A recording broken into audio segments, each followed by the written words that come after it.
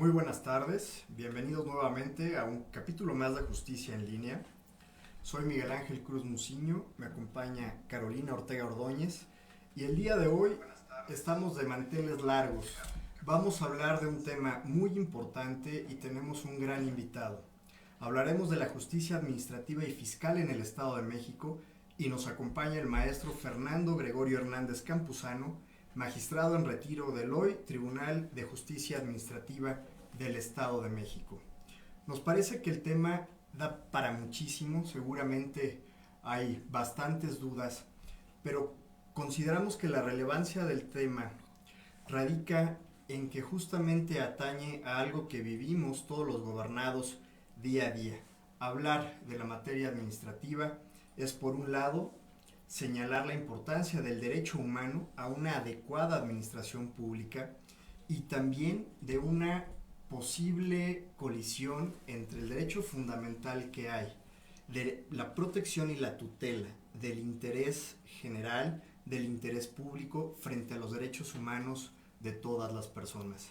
En otras palabras, la importancia de mantener el equilibrio y la forma de actuar del Estado frente a los derechos de cada una de las personas. Razón de Estado, en muchas ocasiones, frente a los derechos humanos, a los derechos fundamentales. Bienvenido, estimado magistrado Muchas gracias. y querido maestro. Caro, ¿podrías hablarnos un poco de la semblanza del magistrado? Claro que sí. Bueno, pues el maestro Fernando Gregorio Hernández Campuzano tiene una brillante carrera jurisdiccional. Se desempeñó como actuario, abogado dictaminador, asesor comisionado, secretario general de acuerdos, jefe de unidad de estudio y proyectos y magistrado de la Sala Superior en la primera sección con sede en Toluca y en la segunda sección con sede en Tlalnepantla del ahora Tribunal de Justicia Administrativa del Estado de México. Asimismo, ha participado en editoriales, escritos, diversos estudios en materia fiscal y administrativa y ha sido congresista a nivel nacional e internacional. Cabe mencionar que fue reconocido como miembro de la Asociación de Tribunales de lo Contencioso Administrativo de la República Mexicana. Y bueno, pues yo por mi parte le doy la más cordial bienvenida y muchísimas gracias por acompañarnos el día de hoy a platicar un poquito acerca de la justicia administrativa y fiscal en el Estado de México. Miguel Ángel. Nuevamente muchas gracias, estimado magistrado. Y quizás valdría la pena empezar por la base, para que las personas que nos están escuchando y siguiendo por las redes sociales pues tuvieran un contacto previo de la importancia de la materia administrativa. ¿Cuál es la trascendencia del derecho administrativo? Bien, primero, buenas tardes, agradezco mucho su atenta invitación, sus inmerecidos comentarios.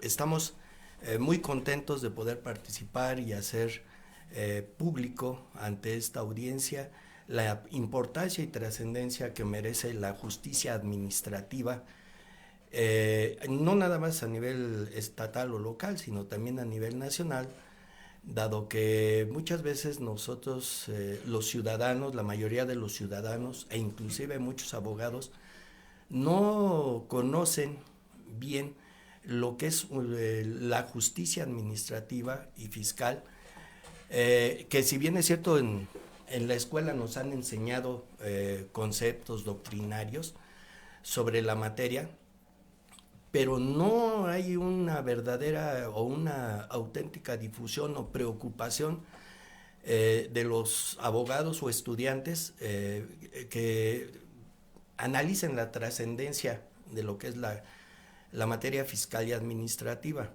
Inclusive hemos visto que pues todos los abogados siempre, cuando estamos estudiando en la facultad, pues pensamos en el derecho civil, en el penal, en el mercantil o el laboral, pero pocos se fijan en esta materia. Entonces, el derecho administrativo y fiscal tiene una gran trascendencia en la República Mexicana y en nuestra localidad, porque diariamente tenemos nosotros trato con las autoridades, desde los agentes de tránsito, desde que vamos a la tesorería municipal a hacer nuestros pagos, nuestros impuestos, nuestros derechos. Desde ese momento que vamos al registro civil a hacer un acto de levantar un acta de nacimiento o de matrimonio, todas esas actividades que nosotros nos rodean están involucradas en el derecho administrativo y fiscal. El hecho de que en mi casa afuera estén haciendo una calle y de repente me bloquean mi entrada, la autoridad ya me está haciendo un acto de molestia. O que van a abrir una calle y invaden unos 2 o 3 metros lineales, o no sé, sobre mi terreno, el ciudadano no sabe qué hacer. Claro. El ciudadano, cuando va a pagar sus impuestos, pues le dicen, es tanto y aquí está tu recibo. Y si no lo pagas, pues bueno, te vamos a dar un mandamiento de ejecución, un requerimiento de pago y te podemos embargar. Y el ciudadano no sabe qué hacer.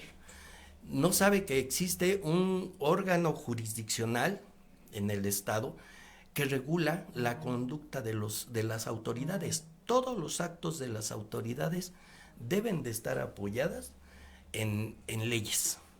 Todo acto de autoridad debe de estar apoyado en leyes. Entonces, ¿cuál es la trascendencia? Perdón, la trascendencia estriba en que los ciudadanos tienen un instituto, un órgano jurisdiccional que se encarga de tutelar sus derechos.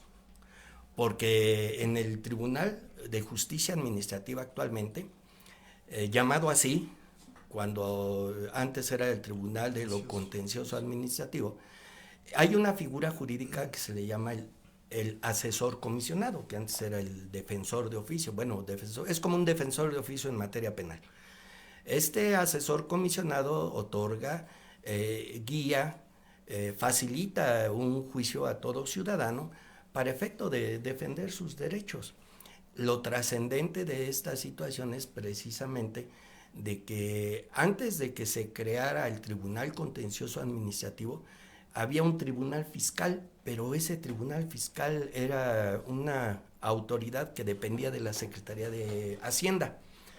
Entonces, dependía de la Secretaría de Hacienda y quienes acudían a defender sus derechos pues, eran las empresas, cuando les cobraban impuestos muy fuertes y eso, y entonces nada más se manejaban asuntos fiscales y muchas veces pues, los particulares desconocían o a veces acudían cuando se veían afectados en sus derechos, acudían al derecho civil. Entonces pues hubo la necesidad después de 1947 de crear un organismo jurisdiccional en donde ya se pudiera defender a los particulares en contra de la soberanía o las autoridades.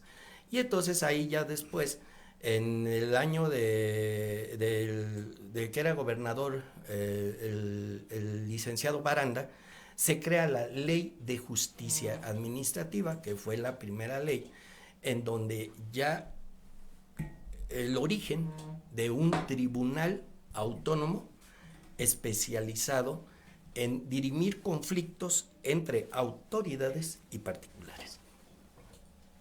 Y lo cual es sumamente importante, ya que por un lado existe la especialización en la materia, que eso también es algo trascendente. Y por otra parte, creo que hay dos aspectos de lo que usted nos ha compartido en la exposición, que también resulta necesario que las personas puedan saberlo. Por un lado está un área, una instancia que puede asesorarles, que puede patrocinar los asuntos y que se pueden resolver de una manera más pronta y más cercana. Es decir, cuando hay un acto de autoridad que lastima o lesiona la esfera de derechos de un gobernado, en los ejemplos que usted nos ha comentado, está ahí el tribunal, en el ámbito estatal o cuando hay la competencia en el ámbito federal. Y esto es importante porque se puede resolver de primera mano. No se tiene que llegar al amparo o no se tiene que accionar primero el amparo, que es un mecanismo de tutela de derechos fundamentales por excelencia en nuestro país, para resolver un problema, ¿no? Efectivamente, en muchas ocasiones, en repetidas ocasiones, cuando empieza la ley de justicia administrativa, yo recuerdo que muchos abogados, desconociendo las virtudes de la ley de justicia administrativa como la actividad del Tribunal Contencioso Administrativo, acudía al juicio de amparo indirecto. Normalmente en tres cuestiones. Primero, cuando se violaba el artículo 8 constitucional, el derecho de petición. En segundo lugar, su garantía de audiencia. Cuando las autoridades trataban de hacer o sancionar o aplicar alguna medida correctiva al ciudadano, no le daban garantía de audiencia, entonces se violaba el 14 constitucional y el 16 constitucional de los actos de las autoridades que deben de estar fundados y motivados. Entonces, normalmente se iban al juicio de amparo indirecto. Sin embargo, ya cuando surge el Tribunal Contencioso Administrativo y la Ley de Justicia Administrativa, los mismos juzgadores federales, tanto los jueces en materia federal y los tribunales colegiados, determinaron en criterios jurisprudenciales que se tenía que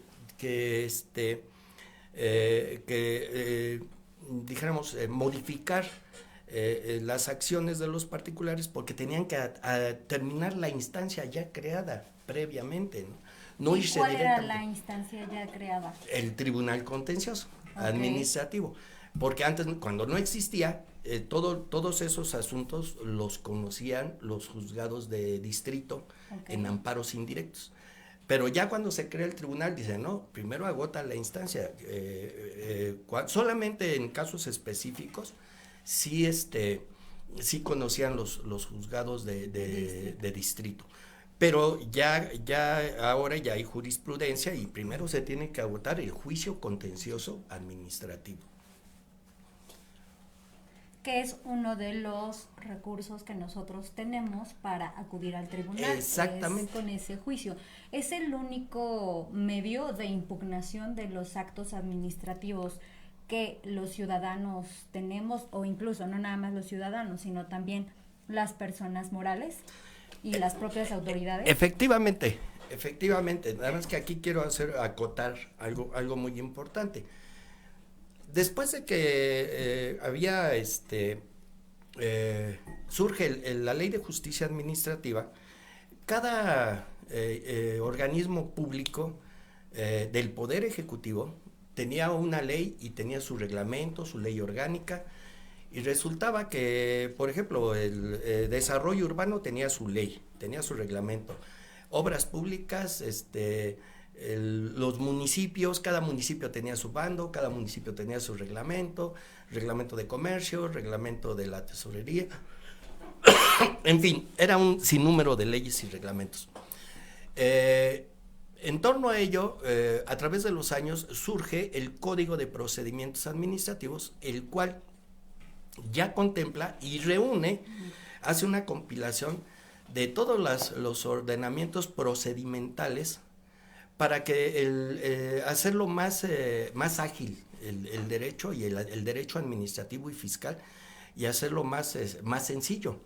Entonces se crea el Código de Procedimientos Administrativos con la finalidad de que las autoridades ya tuvieran esa serie de pasos o actos debidamente fundados y motivados y armonizados. Y en el procedimiento administrativo, el particular tiene un recurso que se llama el recurso de inconformidad. Y entonces este es general para todos los actos tanto municipales como estatales. Quiero aclarar, quiero hacer hincapié en algo.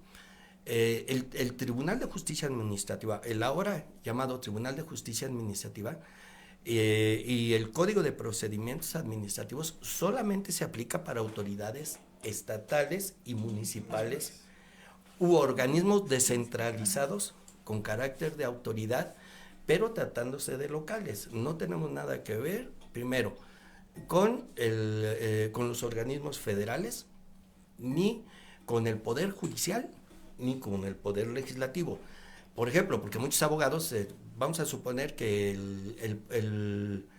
en el Poder Judicial se hace una responsabilidad administrativa a un juez por conductas o faltas administrativas que haya cometido. Y luego quieren ir a demandar al Tribunal Contencioso. No se puede. ¿Por qué? Porque el Poder Judicial son tres poderes distintos y no podemos involucrar uno con otro. Pero ustedes me dirán, bueno, pero ¿por qué el Tribunal de Justicia Administrativa no pertenece al Ejecutivo del Estado? No. El Tribunal de Justicia Administrativa es un organismo autónomo dotado de plena jurisdicción para poder y hacer emitir sus propias determinaciones, ¿sí? O sea, no depende del Poder Ejecutivo de ninguna manera. Es un órgano autónomo e independiente. Vamos a equipararlo, por ejemplo, como el IEM,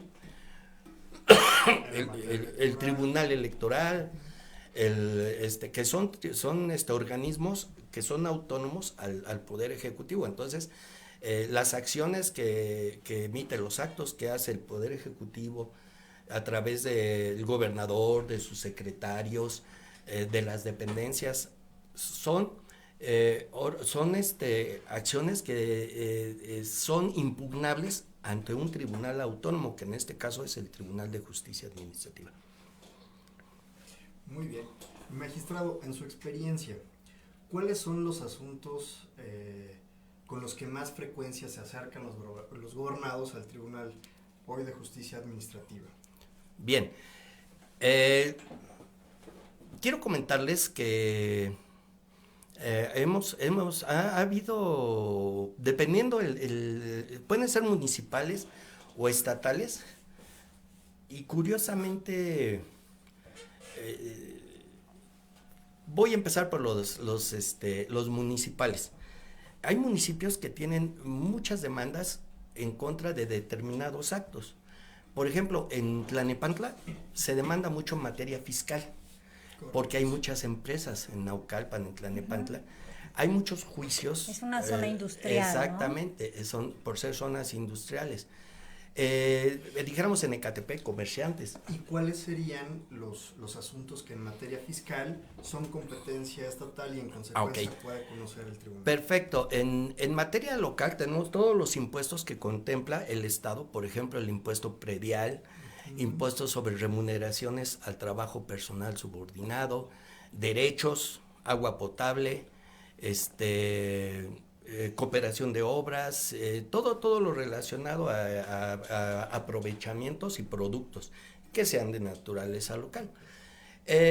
Tenemos por ejemplo, en Tlalnepantla yo tuve la experiencia de que ahí había muchas demandas en contra del órgano auxiliar de seguridad pública y tránsito, que es el cuerpo de guardias de seguridad.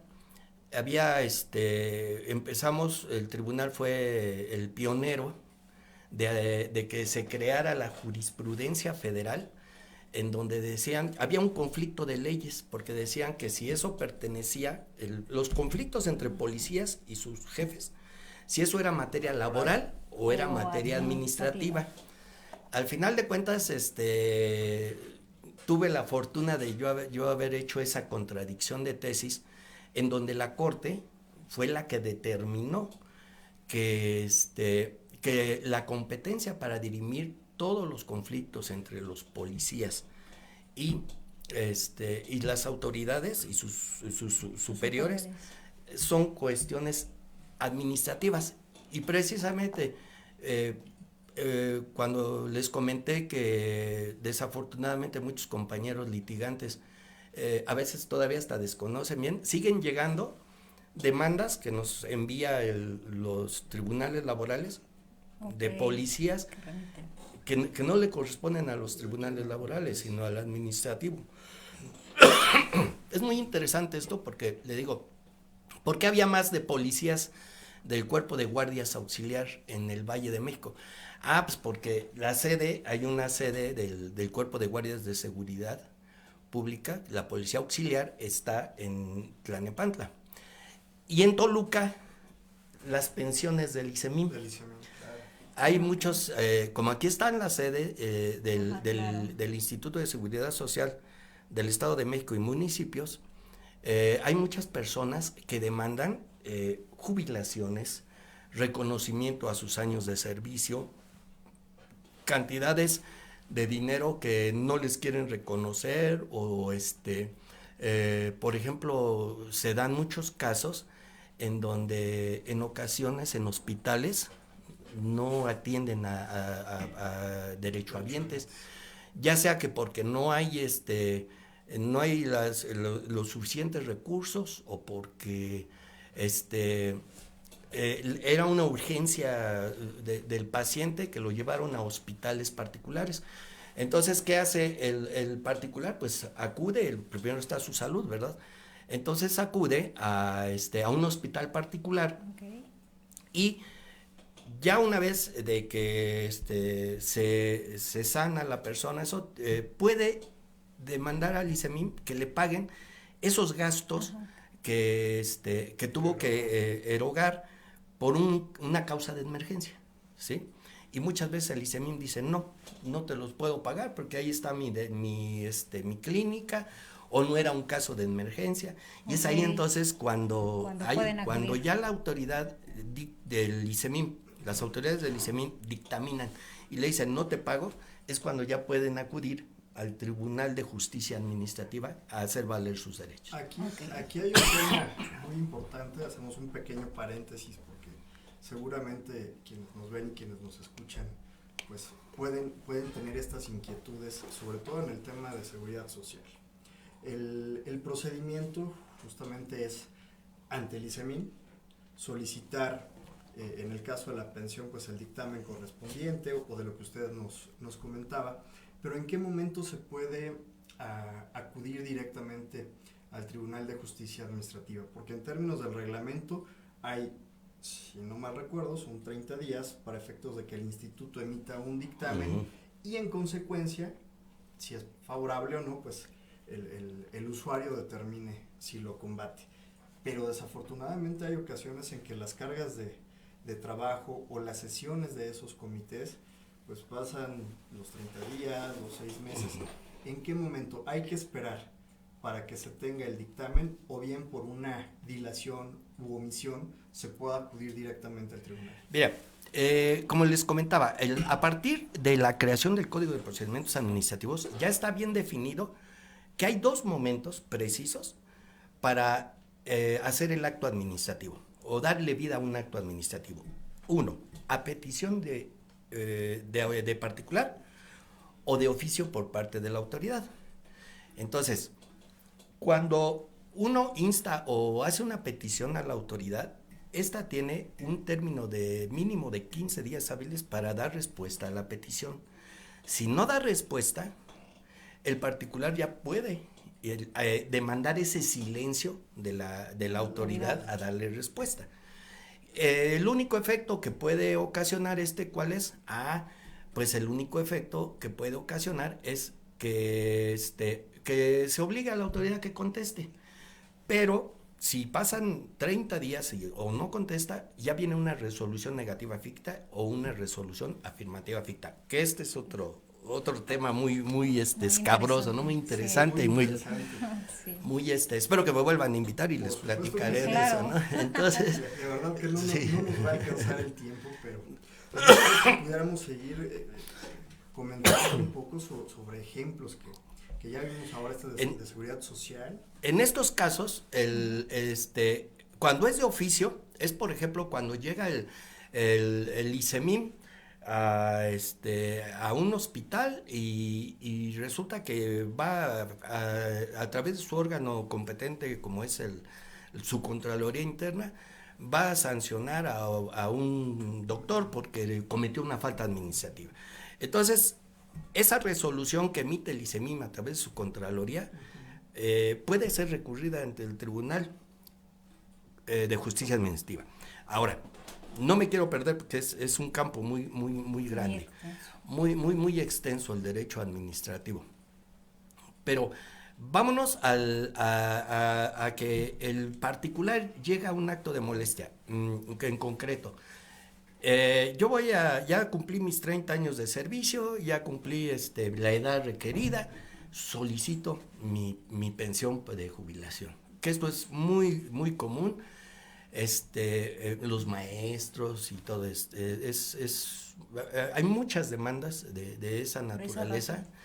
Entonces el ICEMIN, pues, con sus archivos y sus documentos, en ocasiones o no le salen bien las cuentas o no te quieren reconocer determinados años de servicio, en fin, puede suceder muchas cosas. Entonces, al particular, cuando ya tiene su dictamen, ¿qué es lo que hace? Tiene dos opciones: o interpone su recurso de inconformidad ante la propia autoridad y le dice, oye, reconsidera lo que estás diciendo, tu resolución, pero el particular tiene que decirle por esto y por esto y por esto y por esto, ¿no? O en su caso, acudir al juicio contencioso administrativo para hacer valer sus derechos, ofrecer sus pruebas, porque es un juicio sumario, muy sencillo. El juicio contencioso administrativo es un juicio sumario tan sencillo que se presenta una demanda. En la misma demanda se ofrecen pruebas. ¿Sí? No, son hechos pruebas, y si quiere el particular o su abogado, puede señalar conceptos de invalidez, que no es necesario. ¿Por qué? Porque existe una figura jurídica muy benevolente que se llama la suplencia de la deficiencia de la queja. Entonces el particular, aunque no sea abogado, él puede presentar su escrito, nada más que el Código de Procedimientos señala, ¿no? Te dice, ¿no? Requisitos que debe de llevar una demanda: el nombre, el domicilio, a quién se autoriza, cuál es el acto impugnado, hechos, conceptos de invalidez, no es necesario, pruebas y la firma. Eso es todo. No tenemos que agregar por ahí como nuestra prueba una copia o el documento de la resolución administrativa. Exactamente. Yo ofrezco como prueba tal, pero muchas veces los particulares no tienen pruebas, porque curiosamente muchas veces ha habido bajas de policías o cambios de adscripción que son verbales, o hay actos verbales y no les notifica nada, y el particular dice: señalo como pruebas de mi parte el expediente de la autoridad que tiene y es obligación de la autoridad ofrecer ese expediente. En dado caso que si el particular dijera, voy a ofrecer testigos, o fueron actos verbales, y no presenta los nombres de los testigos ni el interrogatorio, el mismo tribunal le da un término al particular: corrige tu demanda. Okay. La única manera que se desecha una demanda son porque fue extemporánea o porque no está firmada por el actor. Es cuando te dicen no procede porque no la firmaste. Pero en otros casos se requiere al particular para que la corrija. Para que subsane, ¿no? Subsane, esa es la palabra correcta, licenciado. Sí. Que tiene el escrito, ¿no? Una vez que uno presenta su demanda, ofrece sus pruebas, estábamos en el caso del ICEMIN, acompaña sus pruebas, ofrece el expediente formado con motivo del acto impugnado. Hay una figura jurídica que me gusta mucho, que es la suspensión del acto impugnado. Okay. Esa es muy interesante, esa suspensión, porque el tribunal, vamos a suponer que el particular dice, bueno, pues yo no estoy de acuerdo con la cantidad que me están dando por pensión. Sin embargo, pues yo tengo que sobrevivir, y el tribunal dice, se te otorga la suspensión para que mientras se resuelve tu asunto, se te siga pagando tu pensión.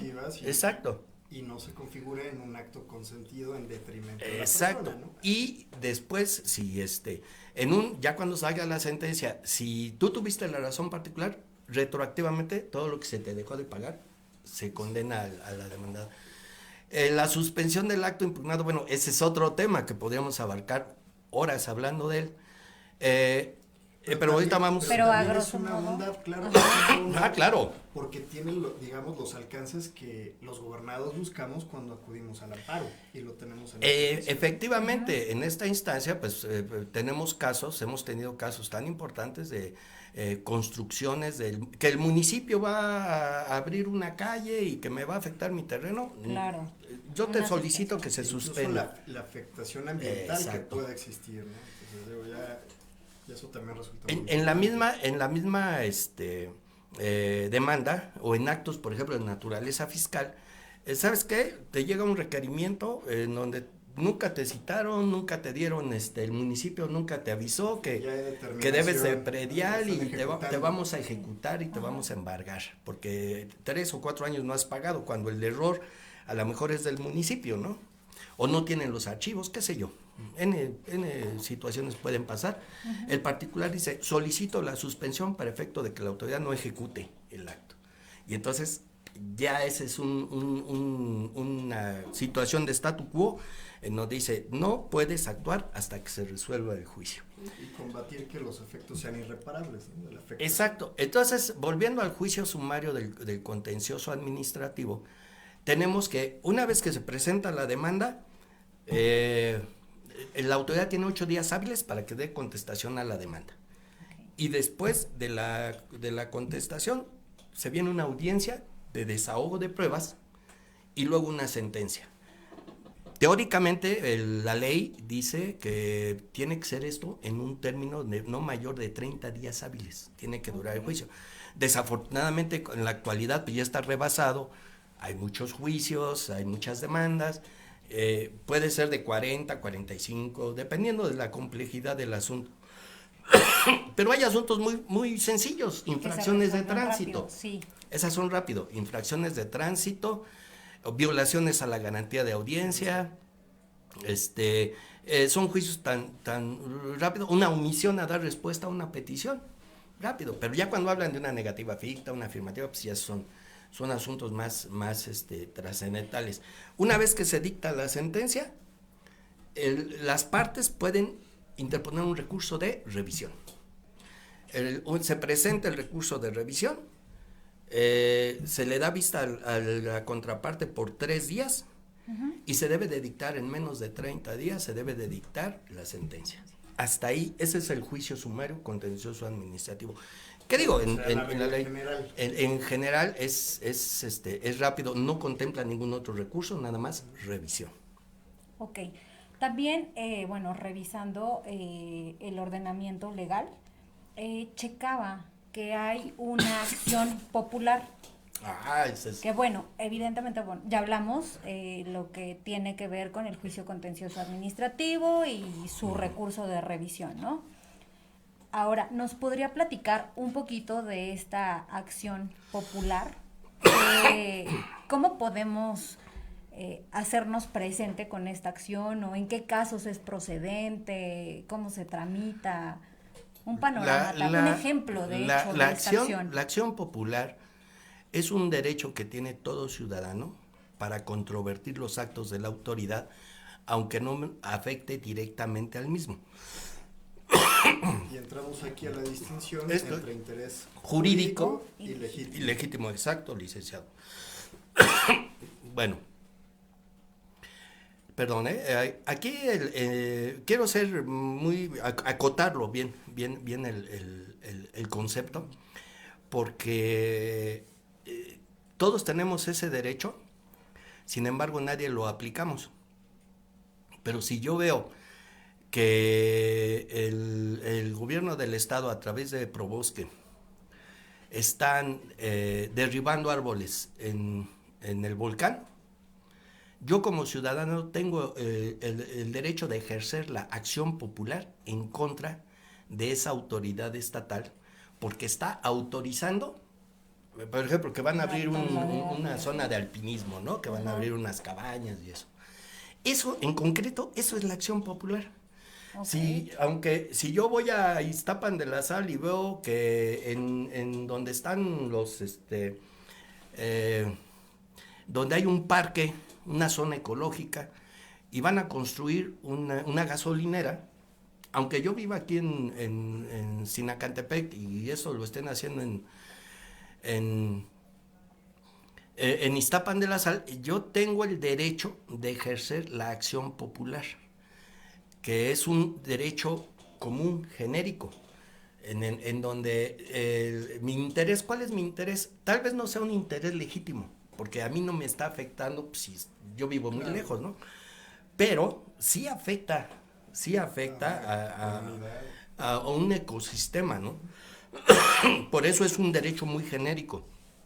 Antes no existía, por eso esto es novedoso, en donde ya ahora el ciudadano, cualquier ciudadano puede, aunque no sea del Estado de México, él puede interponer una acción popular, y es igual, presenta su demanda ante el tribunal, igual, es el mismo sistema, presenta su demanda, ofrece sus pruebas, se le da vista a la autoridad tiene que contestar, se viene una audiencia, después de la audiencia, sentencia. El único caso en donde se pueden posponer las audiencias, y eso son cuando se trata de periciales, cuando ya son cuestiones mucho más técnicas, ¿no? Y de casos, bueno, pues... sí, y una pregunta, porque resulta muy interesante este aspecto. Como hemos estado viendo, acudir a los tribunales de justicia administrativa permiten de una manera más pronta, de manera más cercana, combatir actos de autoridad. Insisto, la referencia por excelencia es el juicio de amparo. En este caso, hablando de la acción popular y lo que a través del amparo, vía interés legítimo, sería acceder también cuando hay una afectación, digamos en términos similares de lo que usted platicaba, ¿cuál debiera ser el razonamiento de una persona o de una comunidad afectada? Y yo creo que también es muy importante que los profesionales del derecho, o sea, que los abogados puedan hacer esa ponderación. ¿En qué momento acciono al Estado, al sistema de justicia, a través de una acción popular, o cuando acudimos directamente por la vía del amparo?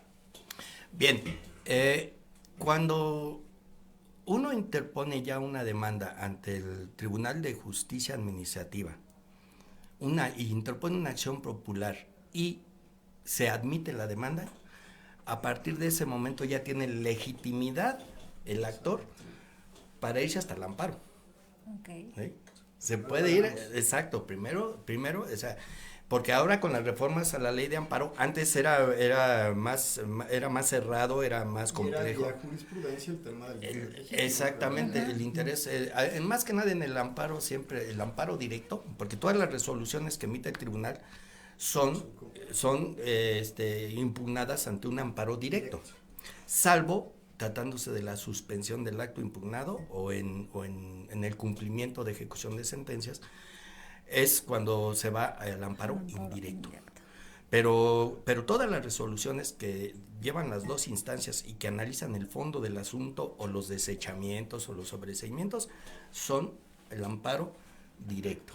Entonces ahí ya está legitimado el particular. Esa sería una excelente forma de razonar para agotar previamente el recurso en el ámbito exacto, local, ¿no? Exacto.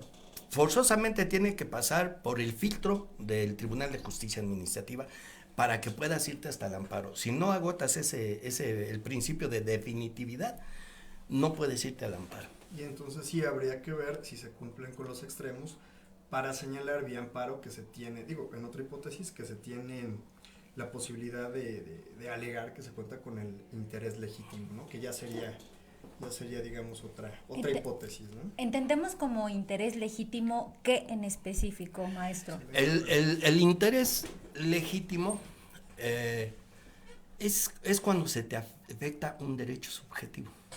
Ahora le llaman derecho humano.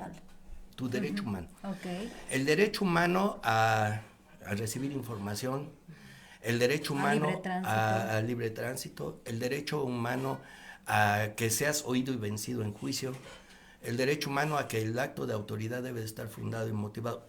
Ese es todos los derechos humanos tienes interés legítimo, donde se te menoscabe tu patrimonio o todos tus derechos ya no son garantías individuales, ya sabemos que ahora son derechos fundamentales, ¿no? Entonces, El interés jurídico lo tienen las personas morales, ¿sí? Demandan las empresas, demandan las compañías, las asociaciones, las sociedades civiles, esos tienen interés jurídico. Y los particulares tenemos un interés legítimo. Okay. Así es. Muchas gracias por la definición. Perdón. Y bueno, este primer bloque, que prácticamente ya también va a cerrarse, pues nos dio claridad en cuanto a cómo acudir las personas cuando hay un acto de autoridad que directamente nos está afectando nuestros derechos humanos.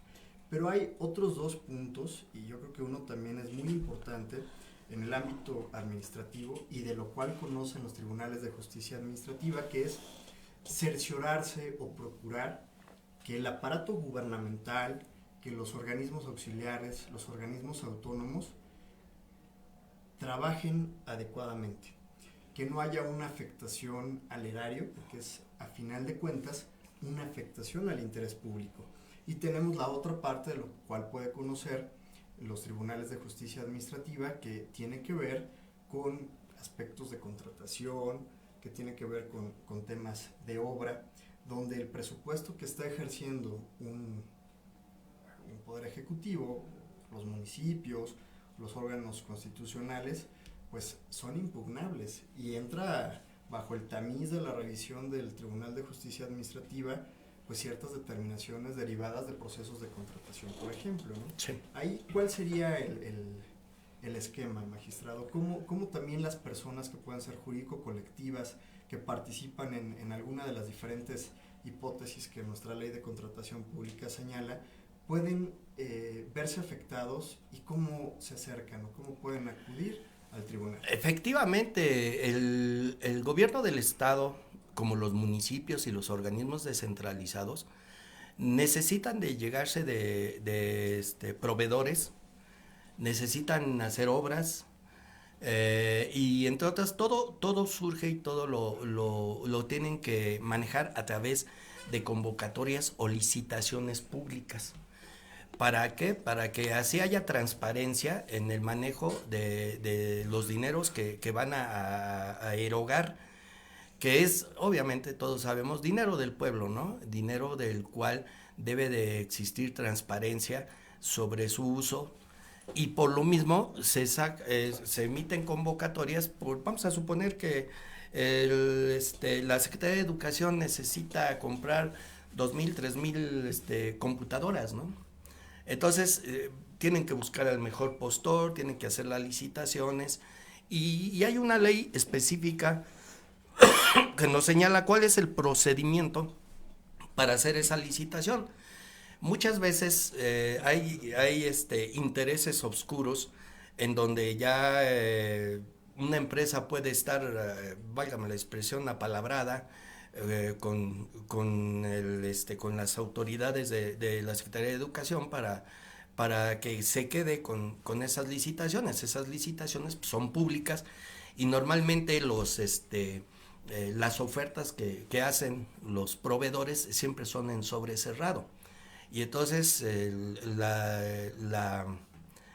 que va a comprar la dependencia que va a hacer la adquisición tiene una serie de especificaciones, qué es lo que necesitan, pero a veces mañosamente pues eso se lo pasan a alguien de sus simpatías, y de ahí ya viene cierto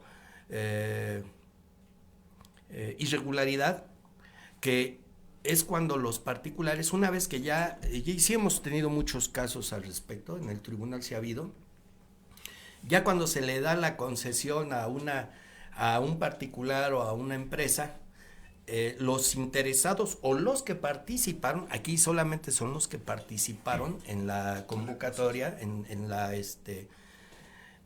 esa asamblea el proceso de contratación, son los que tienen el interés jurídico, aquí es interés jurídico, para participar, porque tú dices, si no entraste, ¿en qué te afectó?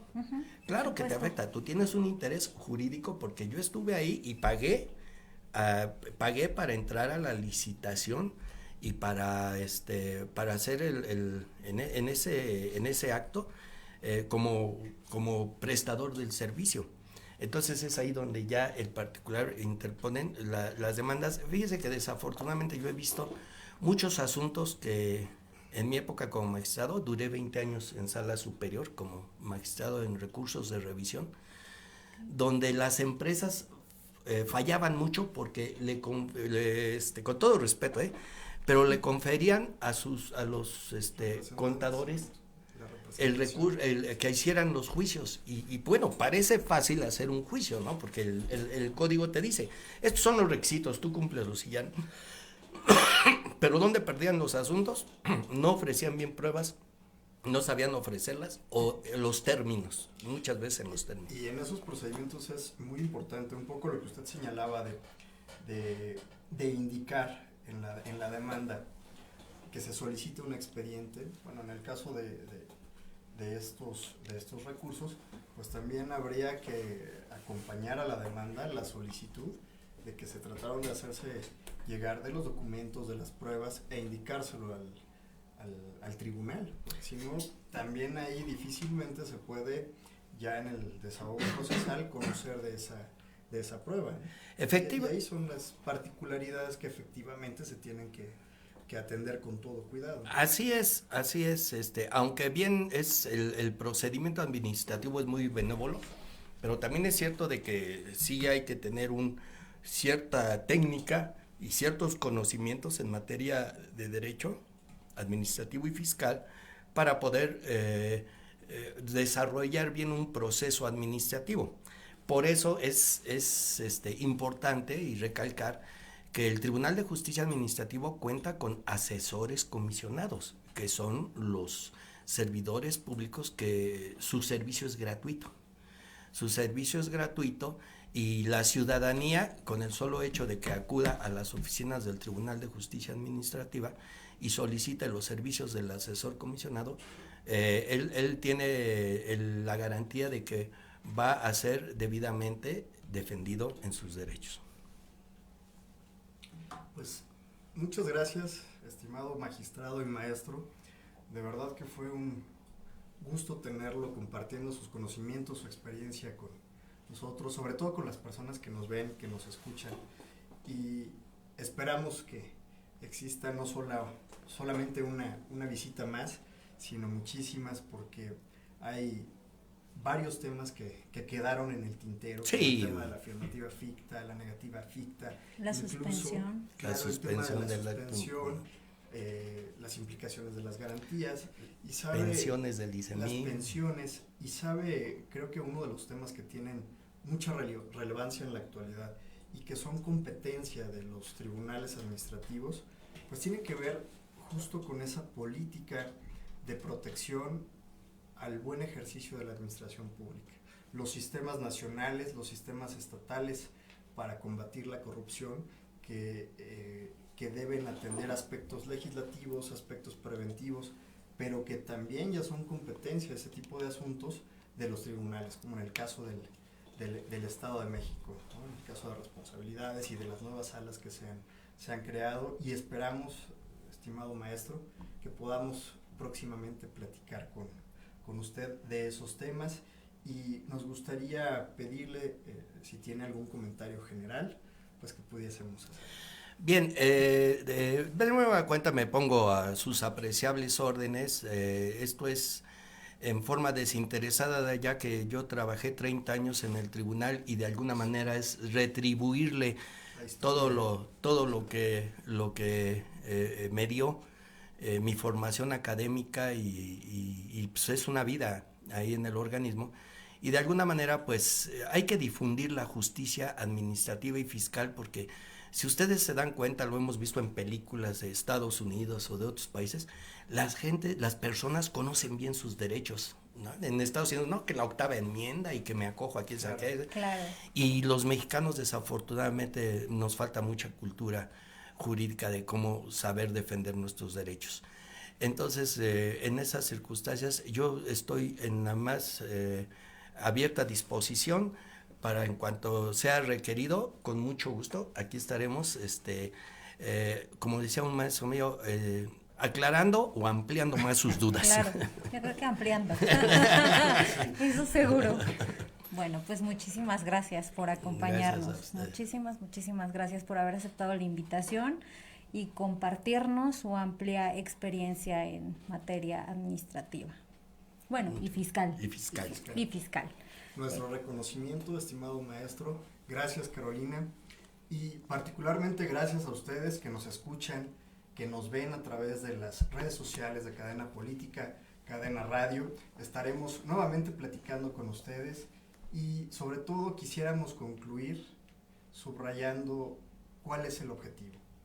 Que la sociedad, que el sector de los abogados, que operadores jurídicos, que maestros con toda la experiencia puedan aportar muchísimo para que se vaya construyendo justamente esta forma de cultura, no solo jurídica, como lo decía el estimado maestro y magistrado en retiro, que como personas, que como gobernados, podamos conocer cuáles son nuestros derechos, pero también estar conscientes de cuáles son nuestros deberes y tener la posibilidad de aportar de mayor medida al bienestar de nuestro municipio, de nuestro estado y de nuestro país. Estaremos aquí nuevamente platicando con la intención de que el respeto a los derechos humanos y el acceso a la justicia se convierta en nuestra realidad de vida. Muchas gracias y nos vemos el próximo lunes. Hasta luego.